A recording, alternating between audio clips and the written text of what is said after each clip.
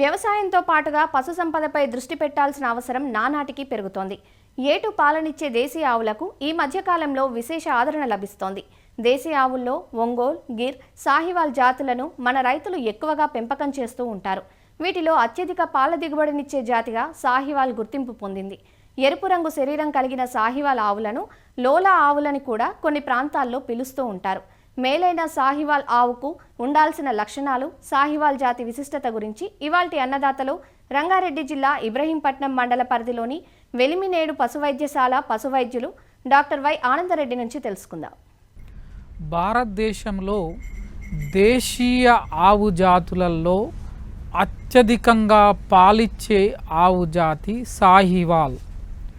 ఇది సంవత్సరానికి 2500 లీటర్ల నుంచి 6000 లీటర్ల వరకు పాలిచ్చే ఆవు జాతి. దీని తర్వాత రెడ్ సింధి, గిర్, తార్పార్కర్ లాంటి, ర్యాటి ఇట్లాంటి పశువులు నెక్స్ట్ అన్నట్టు. ఈ సాహివాల్ జాతి ఎక్కడ పుట్టిందంటే పాకిస్తాన్లోని మాంటోగమరీ జిల్లా మరియు పంజాబ్లోని ఫిరోజ్పూర్ ఏరియా, రాజస్థాన్లోని గంగాపూర్ డిస్టిక్లలో ఈ సాహివాల్ జన్మించిన ట్రాక్ట్ అన్నట్టు. ఈ సాహివాల్ ప్రత్యేకత, ఇది హీట్ టోలరెంట్, ఉష్ణాన్ని తట్టుకుంటుంది.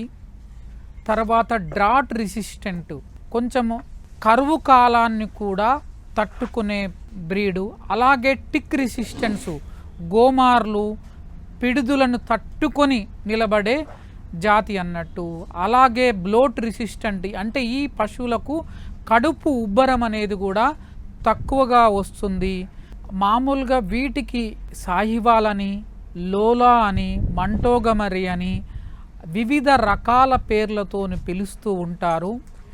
ఈ పశువు లక్షణాన్ని మనం గమనిస్తే శరీరం యొక్క కలరు లైట్ రెడ్ నుంచి పేల్ రెడ్ వరకు, బ్రౌనిష్ రెడ్ అంటే ముదురు ఎరుపు రంగు నుండి లేత ఎరుపు రంగు, నలుపు ఎరుపు రంగు, అలాగే అక్కడక్కడ వైట్ ప్యాచెస్ కూడా కొన్నిటికి మనం చూస్తుంటాము. కొన్ని సాహివాళ్ళు బ్లాక్ కలర్లో కూడా ఉంటాయి.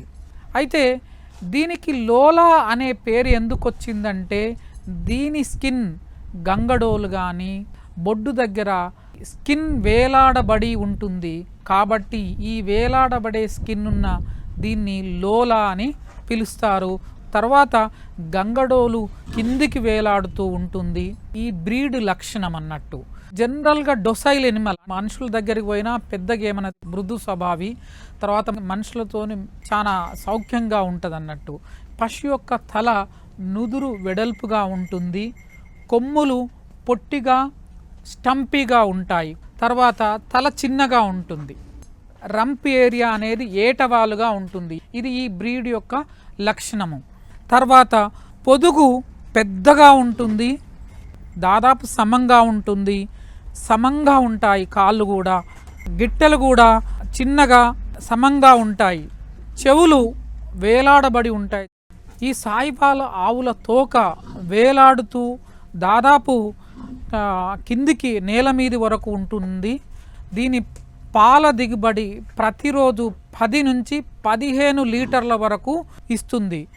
ఈ సాహివాల్ అనేది ఉష్ణాన్ని ఎక్కువగా తట్టుకుంటుంది కాబట్టి వేరే దేశాలలో కూడా ఇవి, ఈవెన్ ఆస్ట్రేలియా, తర్వాత కరేబియన్, ఆఫ్రికా కంట్రీస్కి కూడా వీటిని ఎగుమతి చేసుకొని అక్కడ ఇంపోర్ట్ చేసుకొని అక్కడ ఎనిమల్స్తోని క్రాస్ బ్రీడింగ్ చేసి అక్కడ బ్రీడ్ కూడా డెవలప్మెంట్ చేసుకుంటున్నారు.